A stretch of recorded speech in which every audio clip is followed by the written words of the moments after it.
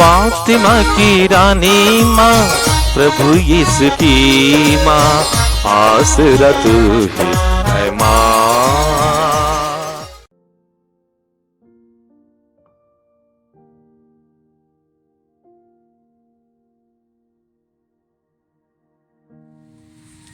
पहला पाठ संत यूहन्ना का तीसरा पत्र, पद संख्याएं 5 से 8 तक। प्रियवर, आप भाइयों के लिए और ऐसे भाइयों के लिए जिनसे आप अपरिचित हैं, जो कुछ कर रहे हैं, यह एक सच्चे विश्वासी के योग्य ही है। उन्होंने यहाँ की कलीसिया के सामने आपके भ्रातृ प्रेम का साक्ष्य दिया। यदि आप उनकी अगली यात्रा का ऐसा प्रबंध करेंगे जो ईश्वर के योग्य हो, तो अच्छा काम करेंगे, क्योंकि वे मसीह का कार्य करने निकले हैं और गैर ईसाइयों से कुछ नहीं लेते हैं। इसलिए ऐसे लोगों का सेवा सत्कार करना हमारा कर्तव्य है, जिससे हम सत्य की सेवा में उनके सहयोगी बन जाएं।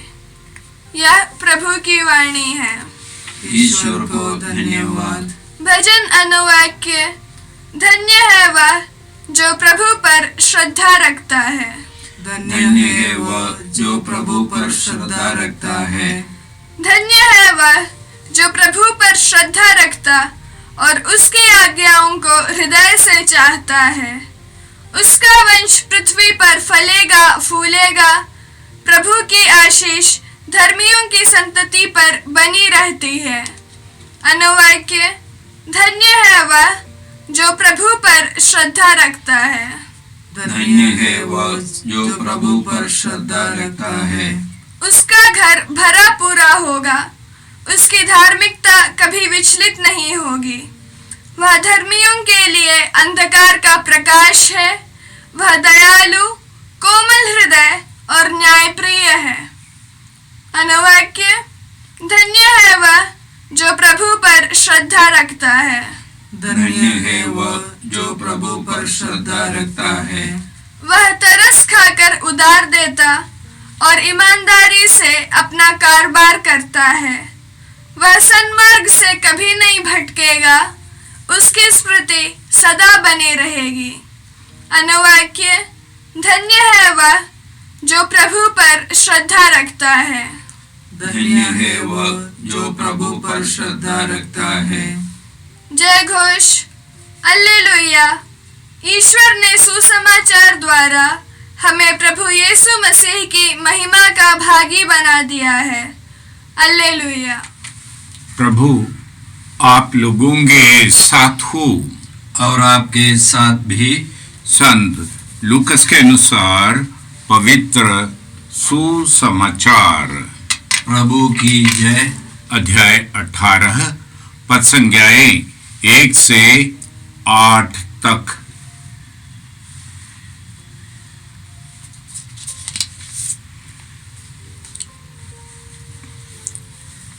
नित्य प्रार्थना करनी चाहिए और कभी हिम्मत नहीं हारनी चाहिए।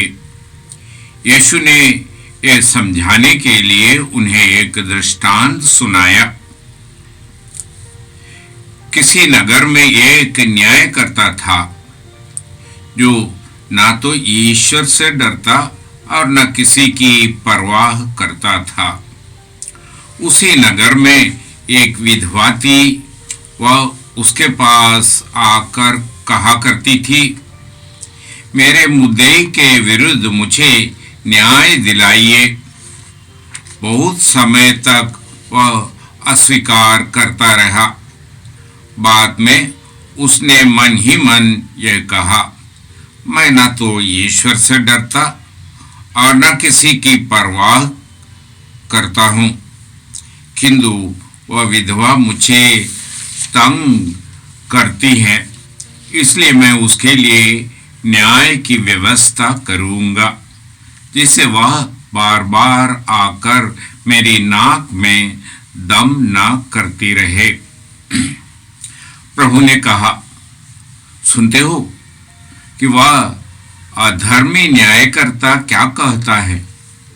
क्या ईश्वर अपने चुने हुए लोगों के लिए जो रात दिन उसकी दुहाई देता रहता है न्याय की व्यवस्था नहीं करेगा? क्या वह उसके विषय में देर करेगा? मैं तुमसे कहता हूं वह शीघ्र ही उसके लिए न्याय करेगा। परंतु जब मानव पुत्र आएगा तो क्या वह पृथ्वी पर विश्वास बचा हुआ पाएगा?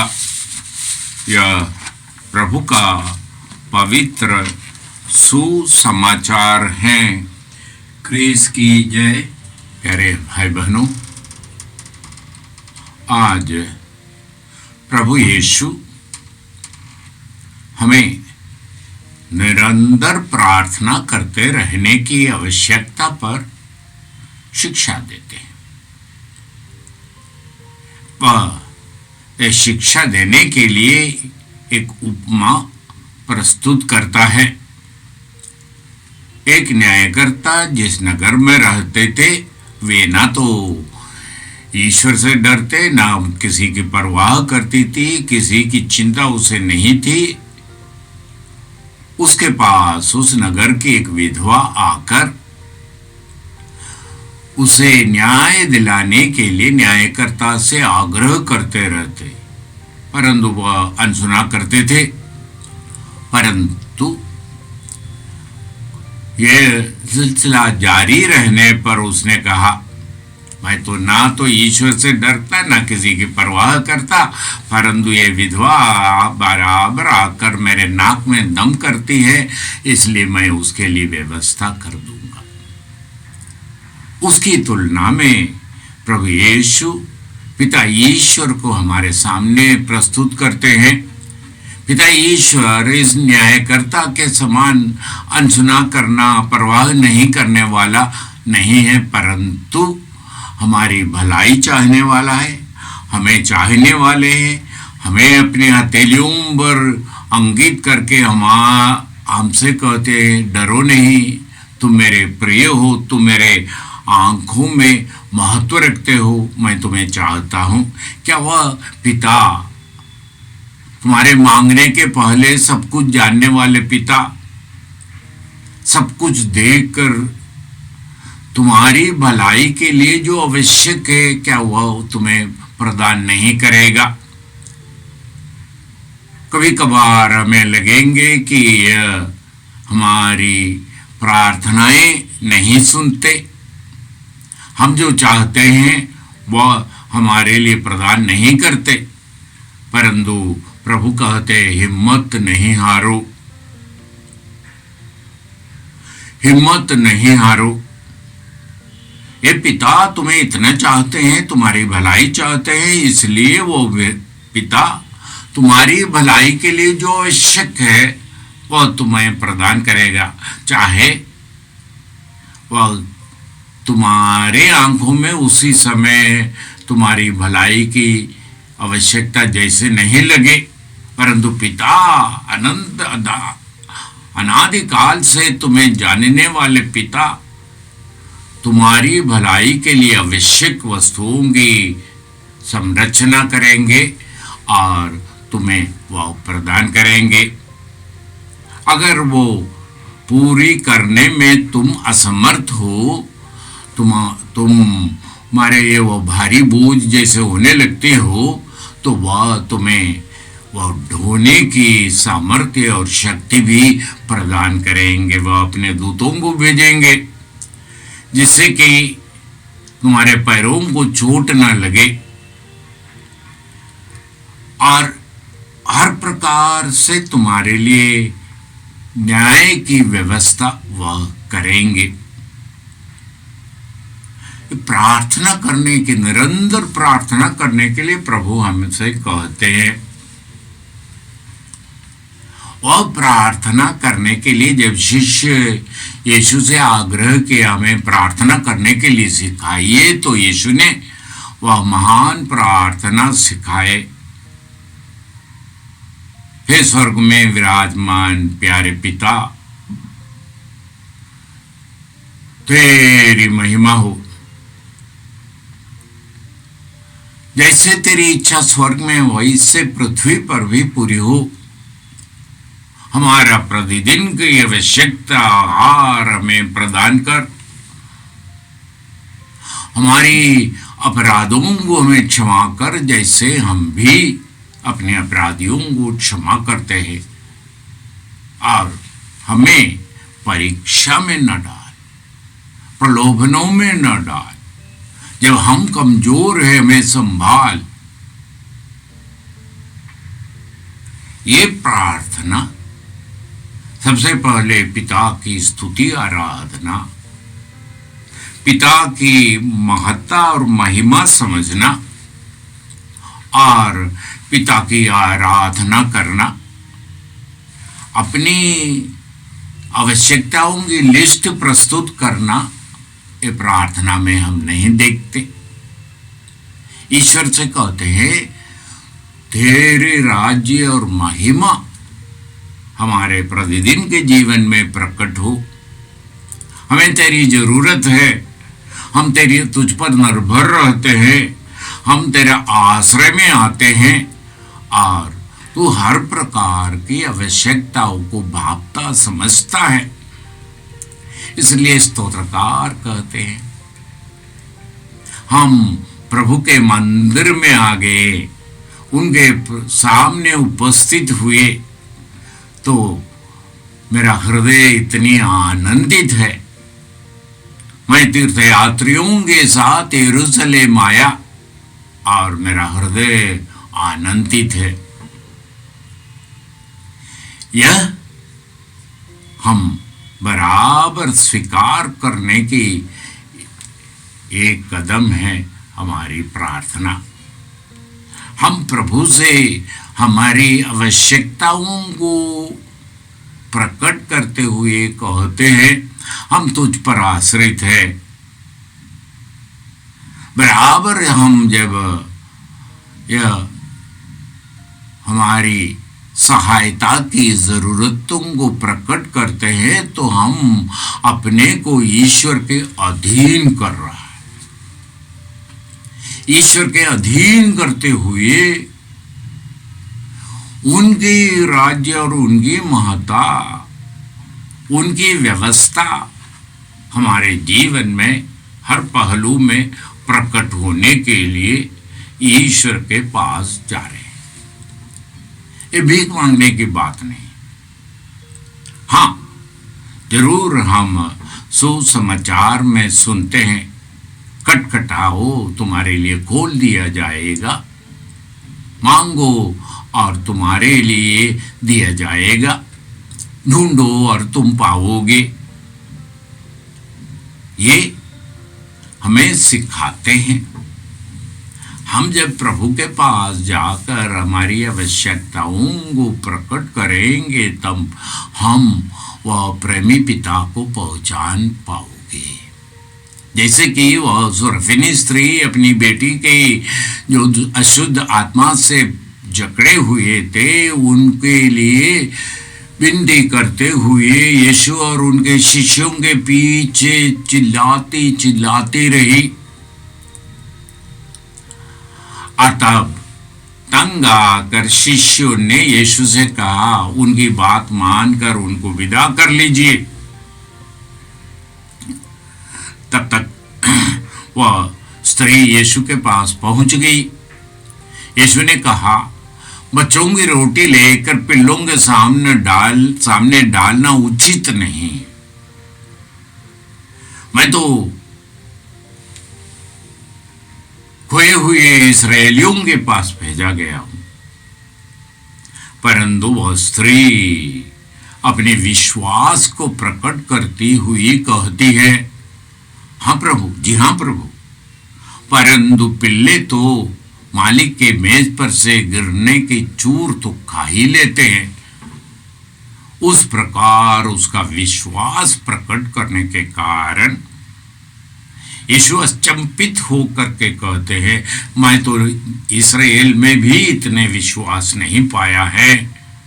जाओ तुम्हारी बच्ची ठीक हो गई। और उसी क्षण दुष्ट आत्मा की उसके छोड़कर निकल गई।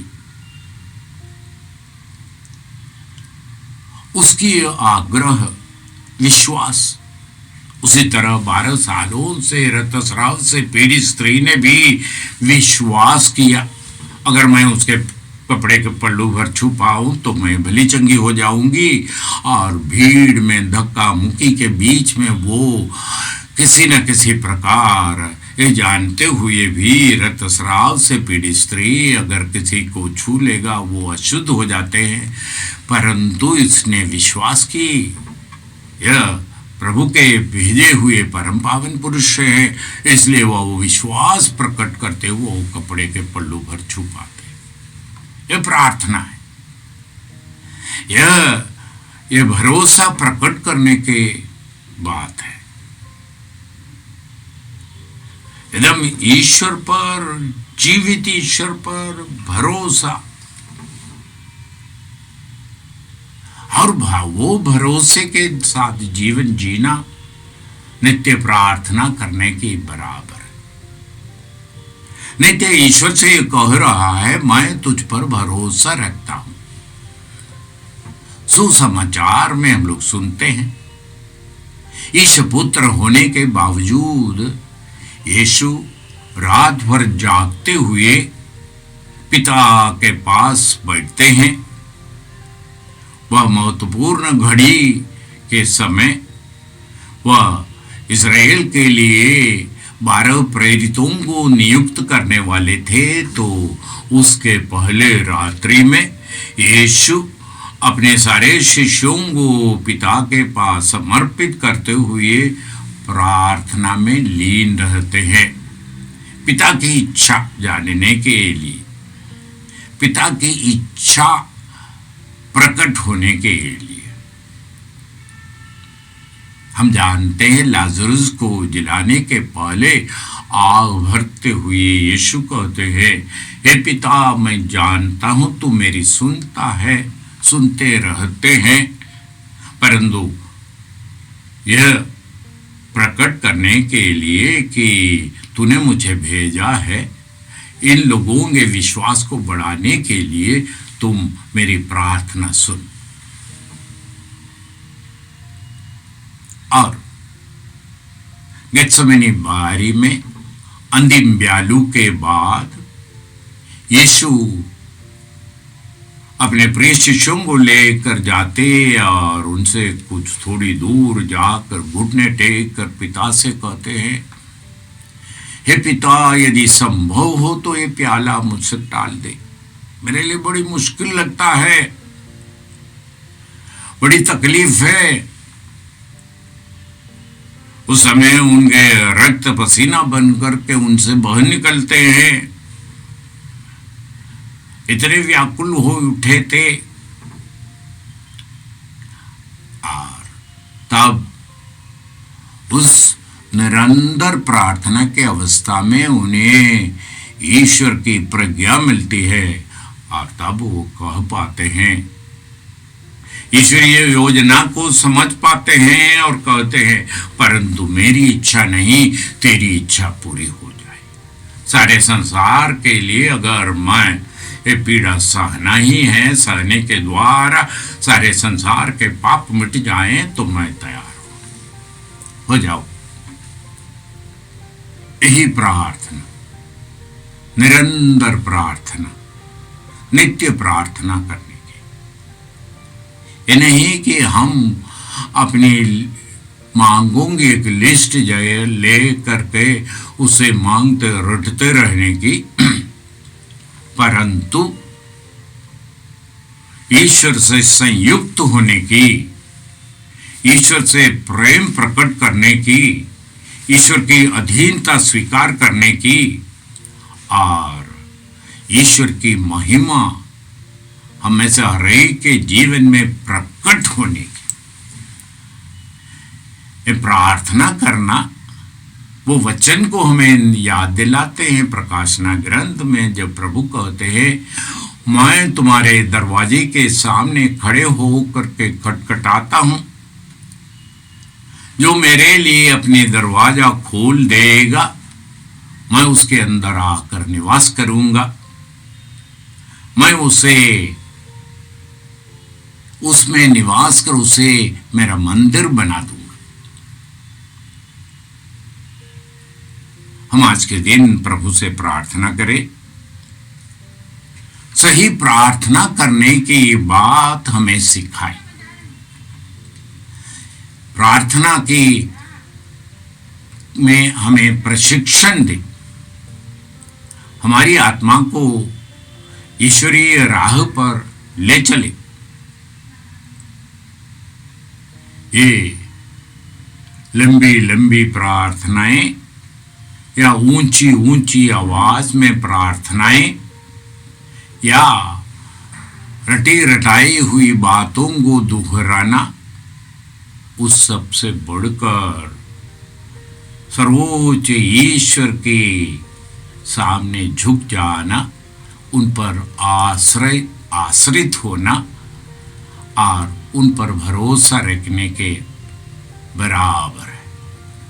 इसलिए प्रभु प्रार्थना करने के लिए शिष्यों को सिखाते हुए कहते हैं, हे स्वर्ग में विराजमान पिता, तेरा नाम पवित्र हो जाए। यही प्रार्थना के सारांश। हे स्वर्ग में विराजमान पिता, तेरा नाम पवित्र किया जाए। पिता और पुत्र और पवित्र आत्मा के नाम पर। जय यीशु क्रिस्त में प्रिय भाई और बहनों, प्रभु यीशु ने हमें आदेश दिया है संसार के कोने कोने में जाकर सारी सृष्टि को सुसमाचार सुनाओ। सुसमाचार सुनने के लिए और सुनाने के लिए एक अच्छा मौका है। आप कृपया इस चैनल का सब्सक्राइब करें, लाइक करें, शेयर करें, बेल आइकन दबाएं ताकि यहाँ की नई वीडियोस की सूचना आपको मिलती रहेगी। साथ साथ आप दूसरों को भी प्रेरणा दें इसका सब्सक्राइब करने के लिए। याद रखें, कल के मिसा के दैनिक पाठ और उस पर टिप्पणियाँ आज ही दोपहर के बाद हम लोग अपलोड करते हैं। कृपया आज ही उसको सुनकर कल की तैयारी करें। प्रभु यीशु आपको और आपके परिवार को 100 गुनी आशीष देंगे। जय यीशु।